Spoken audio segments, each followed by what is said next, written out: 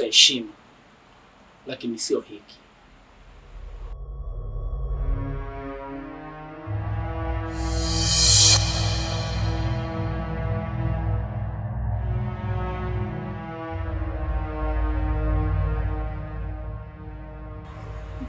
Mama, nisamehe kama unaweza.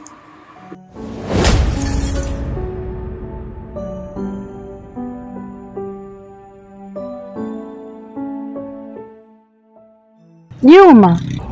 Shikamoo mama. Uso wako una maneno mengi kuliko salamu yako. Maneno mengi yanahitaji muda. Mji ulikupa nini? Masomo na maumivu. Na umejifunza nini kabla ya kurudi? Nafasi ya kwanza kusema kweli. Mwanangu, kijiji hakikimbiwi. Mama, mimi niko ndani. Haya, karibu.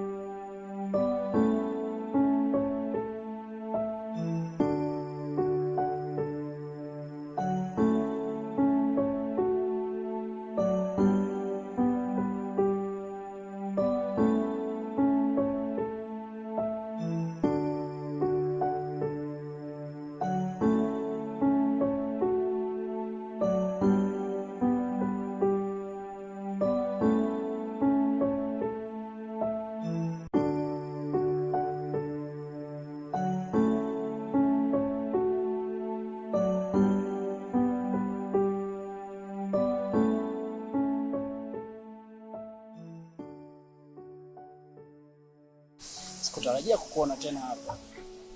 Na mimi sikutarajia kuondoka nikiwa mtu mwingine. Mji wa kukubadilisha au kukumaliza. Na kijiji je? Kijiji kinakukumbusha wapi ulipoanzia. Ndio maana wengine wanakikimbia.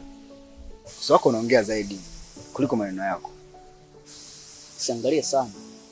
Utaona kitu ambacho hutokipenda. Nimeshakiona.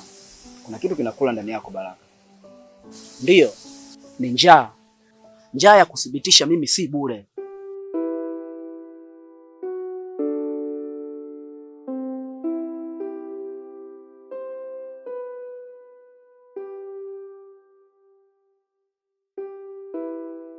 Baraka hakuwa hivi zamani.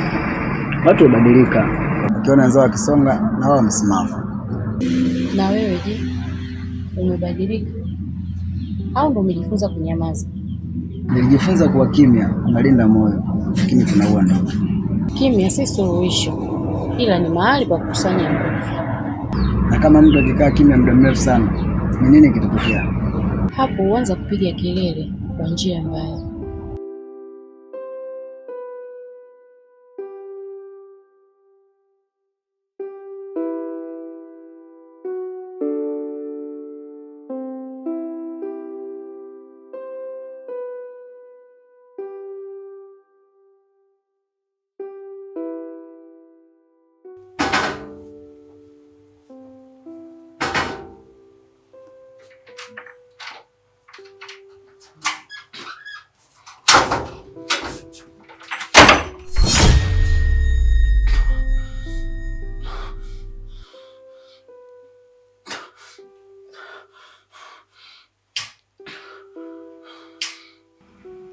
Nimeharibu.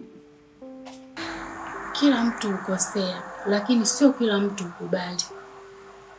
Nilikaa kimya muda mrefu. Sasa kimya kimenisaliti. Ulikuwa na chaguo lakini. Chaguo gani? Au kukuona ukirudi ukiwa bado na heshima? Usichokijua mimi nilibaki nikihesabu siku tu. Siku hazikuumizi, ila kile ulichokifanya kwenye hizo siku ndicho kilichokuumiza.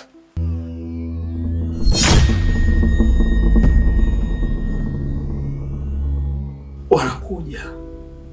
Basi, huu ndo wakati wa kusema au kuendelea na kimya kinachouma.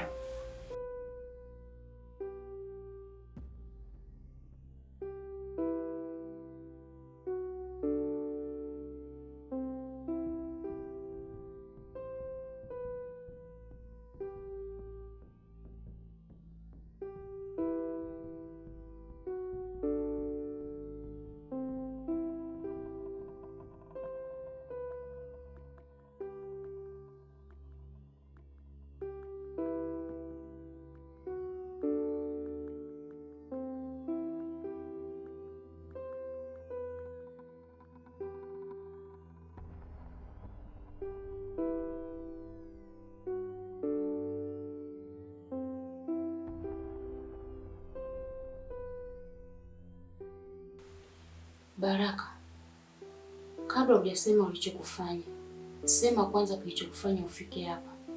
Nilichoka kuwa kivuli. Nilichoka kuitwa kijana wa hapa hapa. Nilitamani mtu aniite mtu. Ndio kaamua kuuza kesho yako? Kesho yangu ilikuwa tayari imeshauzwa.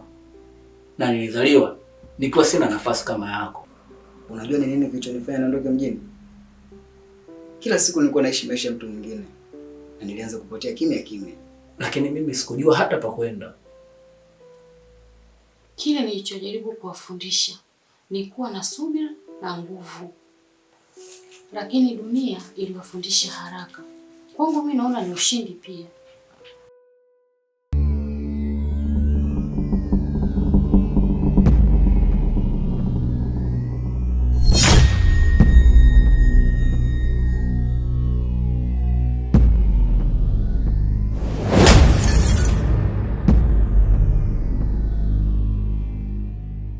Ni wao. Wakinikuta hapa mtakuwa salama. Ni sawa. Ila kama ukikimbia, basi utaishi maisha ya kukimbia hivyo hivyo. Na nikibaki je? Utaumia, lakini utaishi kama mwanadamu aliyekamilika. Kimya changu kimenifikisha hapa. Lakini kuzungumza kutanimaliza. Sikia nikwambie, kuna maumivu mawili duniani, ya kusema ukweli na kuficha ukweli. Ila chaguo linalookoa roho ni ukweli. Nilizani pesa itanifanya nionekane. Sikuzani kama itanifanya nipotee zaidi.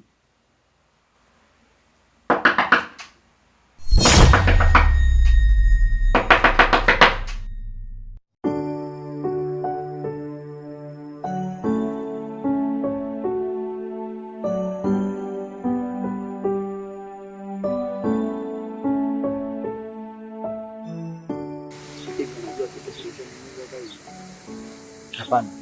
Nini? Sio kukamata. Ila nikujua kuwa nilikuwa na watu. Lakini nilichagua kuwa peke yangu. Watu wengi hupotea sio kukosa msaada, bali ni kuogopa kuomba.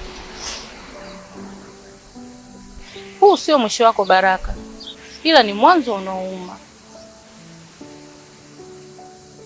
Asante baba.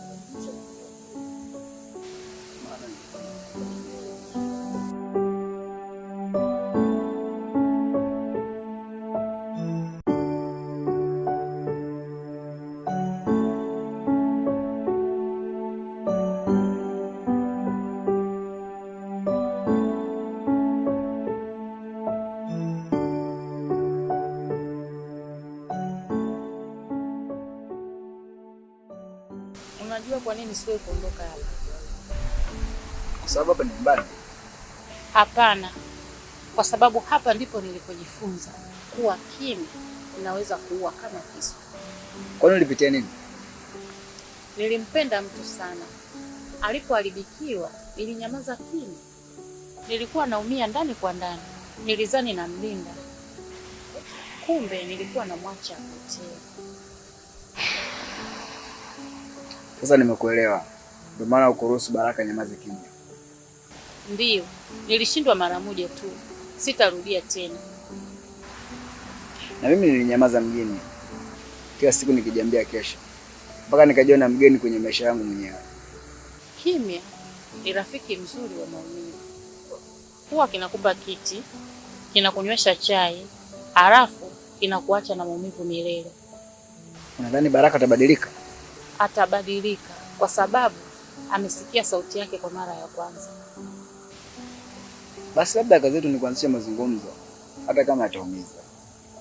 Kimya sio adui, lakini ukweli usiposema, kimya ugeuka kaburi.